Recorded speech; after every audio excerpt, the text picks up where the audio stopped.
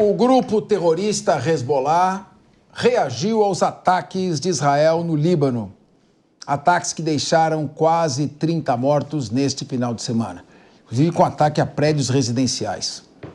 O Hezbollah, por sua vez, dando sua contribuição para a civilização, disparou mais de 300 mísseis contra o território israelense. Que tristeza essa situação do Oriente Médio, pobres das vítimas inocentes no meio desta batalha. Luca Bassani tem as informações e chega ao vivo aqui no Linha de Frente. Luca, essa guerra insana não tem hora para parar? Será que ninguém vai baixar um pouco a bola? O Hezbollah vai continuar disparando mísseis contra áreas povoadas de Israel? Israel fazendo o mesmo em Beirute? Conta para nós o que está acontecendo, qual é a situação. E parece que eu vi também o líder máximo do Irã decretou a pena de morte. Não sei se deu uma ordem de execução do Benjamin Netanyahu. O que está acontecendo desta vez no Oriente Médio? Olha, Capês, infelizmente a situação tem passado por um momento de escalada. Boa tarde a você, boa semana aos nossos debatedores, nossa qualificada audiência. É um momento muito difícil dessa guerra que já vitimou milhares de pessoas. Durante o último final de semana, Israel atacou os subúrbios de Beirute, onde o grupo fundamentalista terrorista Hezbollah atua também dentro da capital, matando 29 pessoas. Não se há uma distinção, por enquanto, de quais são terroristas, quais são civis, mas sabemos que há, sim, infelizmente, civis nesta conta. Ao mesmo tempo, houve a resposta de outros, por parte do Hezbollah, atingindo Israel nas suas cidades mais populosas no norte do país e também a cidade de Haifa, a terceira maior de Israel, com 340 mísseis. Então, aquilo que a gente consegue ver não é apenas que a violência está disseminada por ambos os lados, mas apesar de meses duros de guerra dentro do Líbano, o Hezbollah continua com um poder de fogo impressionante, ao contrário do Hamas, que conseguiu ser neutralizado de maneira mais rápida e até agora não representa uma grande ameaça para Israel, apesar da guerra continuar em Gaza. No caso do Líbano, o buraco é mais embaixo, falando o bom português. A grande dificuldade de desmilitarizar e desarmar todo este grupo, que tem quase 100 mil homens, conseguiu acumular muitos armamentos, aumentar o seu arsenal de maneira significativa durante os últimos 10 anos e tem um poder de fogo muito mais próximo daquilo que tem o Irã, recebe armamentos muito mais modernos, atuando no sul do Líbano. Israel, por enquanto, quer sim um cessar-fogo que siga a resolução 170 ou 171, se eu não me engano, das Nações Unidas de 2006, que determina que o Hezbollah não pode estar abaixo do rio Litani até a fronteira com Israel, ou seja, uma faixa de 30 quilômetros do sul do Líbano deve ser administrada pelas forças da ONU e pelo exército libanês, não pelo grupo fundamentalista xiita Hezbollah, algo que eles descumprem desde então e agora poderia ser uma nova maneira de solucionar esse conflito, mas se eles quebraram esta resolução uma vez, podem quebrar facilmente no futuro e voltar ainda mais fortes. Então isso é um problema para Israel, que já tem sofrido bastante durante esses últimos anos, e também os próprios libaneses, que são vítimas do Hezbollah. A gente tem que deixar claro que o Hezbollah não representa o interesse dos palestinos, não representa o interesse dos libaneses, representa os interesses do Irã, representa os interesses dos seus próprios militantes terroristas que fazem parte desse grupo e, portanto, não representam nenhum tipo de guerra de resistência contra a ocupação de Israel, porque não estão lá pelos interesses daqueles que mais sofrem, que são os libaneses, desde a década de 80, com uma guerra que tem muitos fatos que se desenrolaram no seu território. Ô Luca Bassani, uma última pergunta. Eu venho dizendo, e falam que eu sou alarmista, já há algum tempo, que o mundo, desde o final de 62, nunca esteve tão perto de uma guerra nuclear.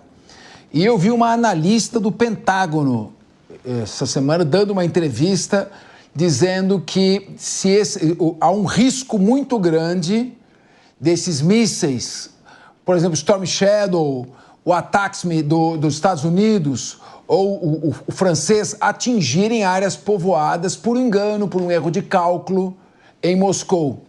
E a doutrina russa sobre armas nucleares foi alterada, inclusive com a utilização de armas táticas, quando um país não nuclear faz um ataque à Rússia apoiado por países com tecnologia nuclear. e ele já lançou um míssil balístico hipersônico. Ele tem ali o míssil RS-28 Sarmat, que é o mais poderoso do mundo, que pode carregar ogivas nucleares e alcançar qualquer ponto do mundo. Como está esta situação? O mundo correndo o risco de um erro qualquer, essa é a visão da analista do Pentágono. O menor equívoco pode gerar uma reação nuclear da Rússia. E ela diz: Biden vai tentar fazer isso nos próximos 60 dias até a posse de Donald Trump. O que isso tem de provável, na sua opinião? Olha, Capês, é importante dizer que os mísseis ATACMS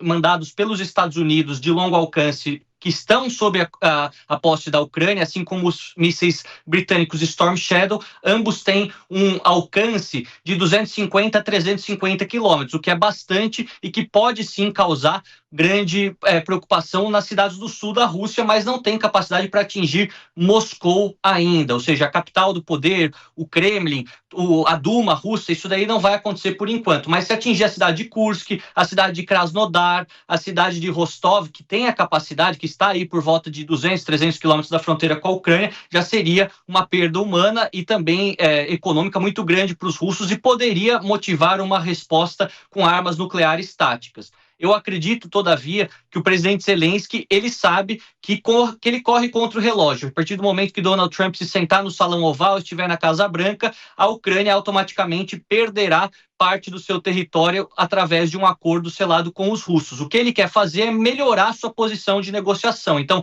atacar Moscou, atacar regiões muito longínquas que podem não representar nada na hora da negociação e só atiçar a ira dos russos não é interessante. Eu acho que ele vai sim atacar regiões fronteiriças em Briansk, em Belgorod e Kursk, 3 oblastes que fazem parte da fronteira com a Ucrânia, para, nessa localidade em que o seu exército teria maior capacidade de controlar povoados, utilizar isso como moeda de troca por algumas regiões ucranianas, seja em Donetsk, seja em Zaporizhia, seja em Kherson. Então, é algo muito menor do que a gente pensa.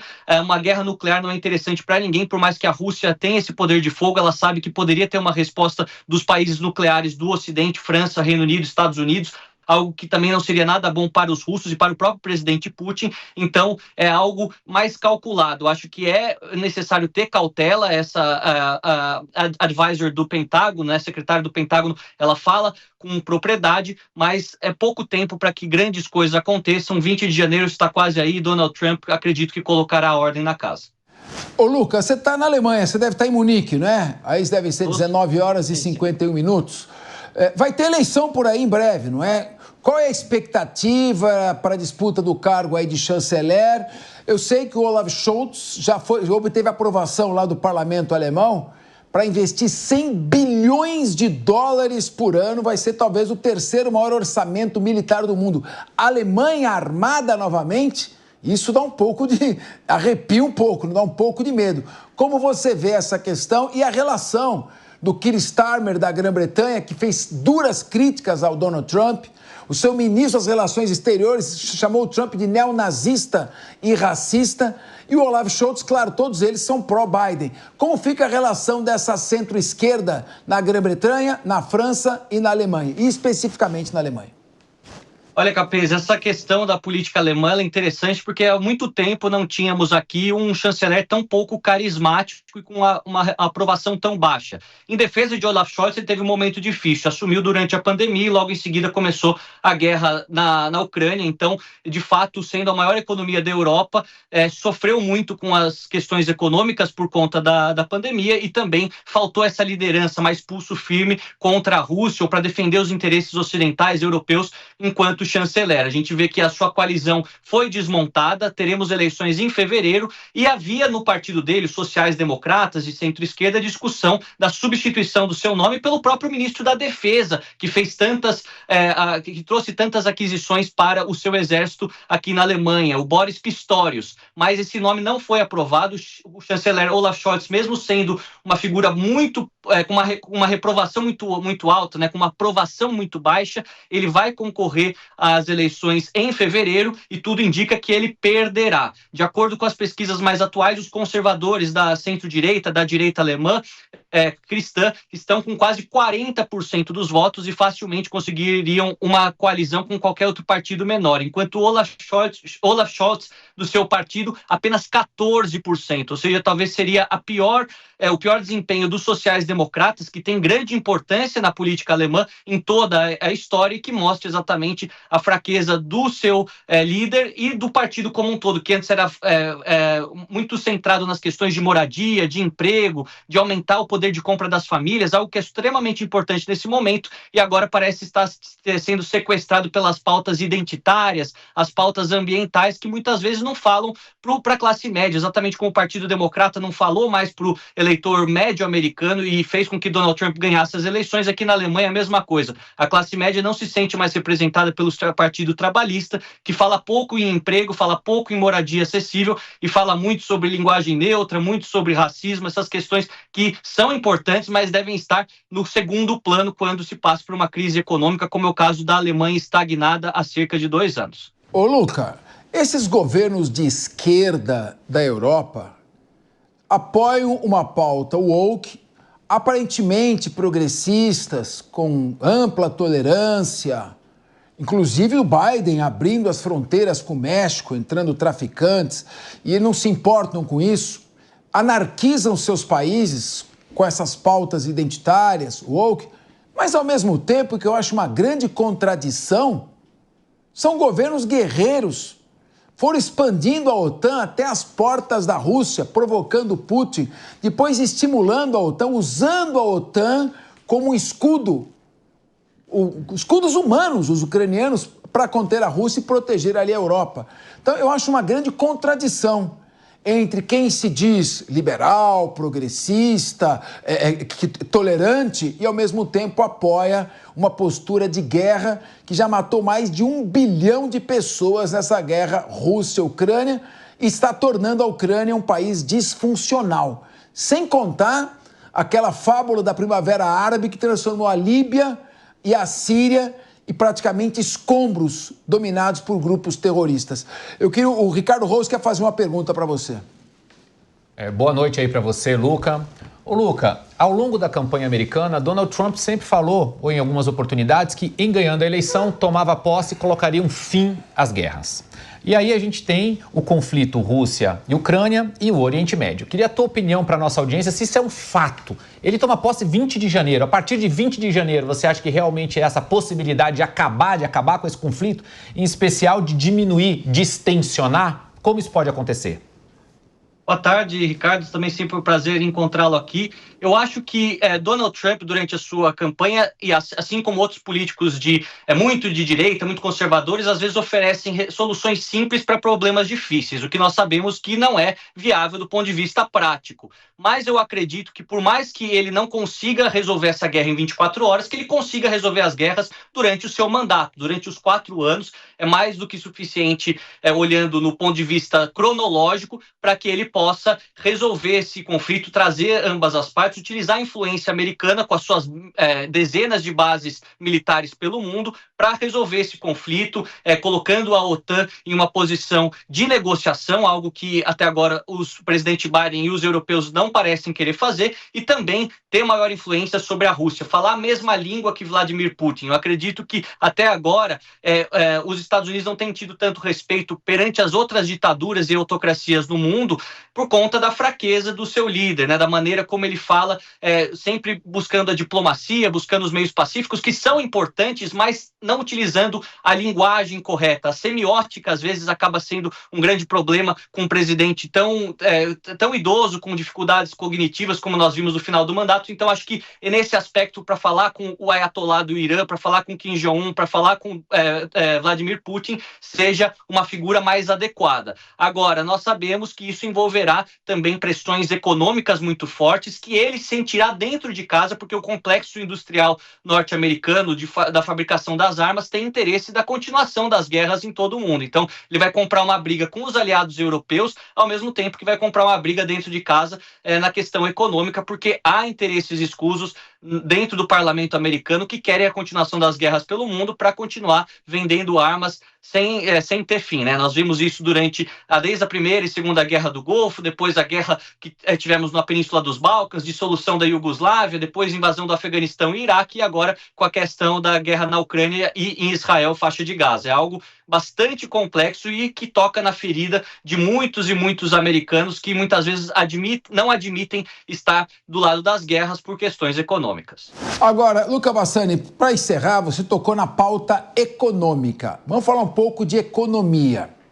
O Brasil está com uma dívida pública superior a R$1 trilhão, está chegando a 80% do nosso PIB. Nós vamos enfrentar, a partir do dia 25 de janeiro, provavelmente, um governo norte-americano mais protecionista. O Donald Trump tende a adotar uma postura isolacionista, ou seja, se afastar um pouco dessa visão guerreira do Joe Biden e se concentrar na economia e na proteção das fronteiras americanas. Por outro lado, como Keir Starmer, que é o primeiro-ministro da Grã-Bretanha, do Partido Trabalhista, fez críticas duríssimas ao Biden e ao Trump e apoiou abertamente a campanha da Kamala Harris, já se fala que o Trump vai punir a Grã-Bretanha, que tem um comércio de 300 bilhões de reais, com tarifas alfandegárias.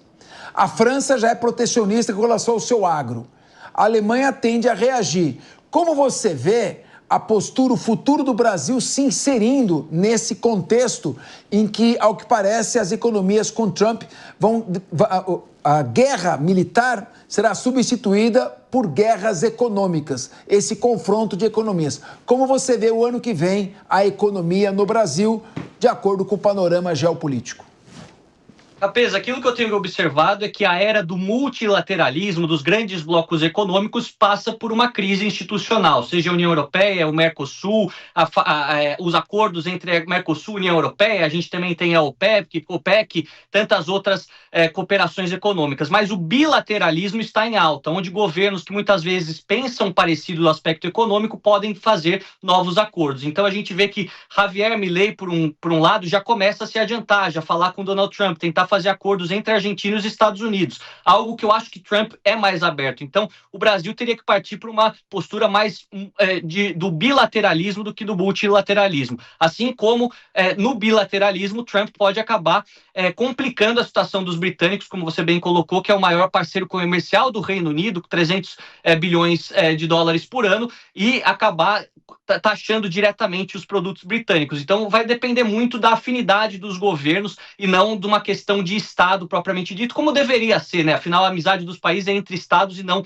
entre governos. Temos que pensar que o Brasil tem ainda mais 2 anos do governo do presidente Lula, pode ser que ele seja reeleito em 2026, ou pode ser que o bloco de direita vença, mas serão 2 anos difíceis, porque sabemos que Donald Trump prioriza aqueles que ideologicamente estão próximos da sua ideologia e que também tem postura bastante protecionista, principalmente com produtos concorrentes àqueles dos americanos. E quando olhamos para o agronegócio, o Brasil e os Estados Unidos, em muitos gêneros agrícolas, e também na própria pecuária, acabam sendo concorrentes, e aí os Estados Unidos podem tentar passar a perna no Brasil, se assim podemos dizer. Acho que ainda somos bastante competitivos, temos capacidade para continuar vendendo e ampliando o nosso comércio com outras nações do mundo, mas será um entrave com certeza. Luca Bassani, e o primeiro-ministro da Grã-Bretanha, o que ele está apanhando, sabe que ele mandou 100 cheerleaders apoiar a Kamala Harris e agora a economia toda, eu não sei nem se ele continua, se ele não vai cair. Quem sabe na próxima já conta se o Keir Starmer está lá ainda ou não. Muito obrigado, uma boa noite para você, Luca Bassani.